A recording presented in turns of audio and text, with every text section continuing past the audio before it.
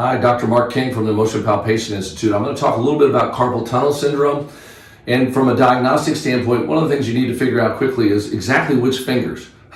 You ironically have patients come in with these two fingers on a nerve and say they were told they have carpal tunnel. Obviously not carpal tunnel. These are the carpal tunnel fingers.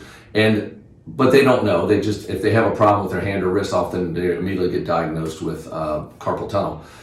You need to rule out radiculopathy. That's going to be a big one, and the thoracic outlet syndrome. They often go together. One of the common things that you'll see with this is involvement of pronator teres. So that has to be checked out, and some of your soft tissue. So going down the diagnostic path, the flick test is a big one. Do they wake up in the middle of the night and have to flick their hand around to get it to come back awake?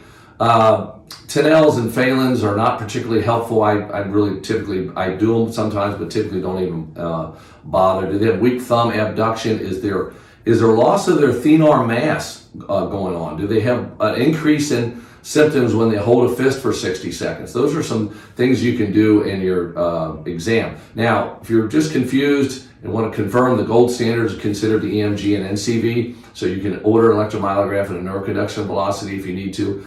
Important thing to consider is, are they losing sleep? Because you lose the patient if they can't sleep. They get a little crazy on this. A lot of these patients have a pro-inflammatory state, poor diet, and often have an autoimmune problem going on at the same time. So that can really complicate things when you start to work with these patients. So need to address that diet, need to think about that autoimmune. From a treatment standpoint, what are we going to do? Well, if they have joint dysfunction, which often the wrist is too loose at the carpals, the distal radial ulnar joint typically very stiff, but the carpals can be very loose. We adjust the fixated area. Soft tissue becomes a very important part of this. Again, I mentioned diet. Some people wear a night splint to keep themselves from putting their wrist too much in flexion. And if they do that, that sometimes allows them to sleep a little better. That's worth trying. A lot of people do that. Nerve flossing, you can check out median nerve flossing is a good take home along with their home stretching. Cold laser for a lot of people.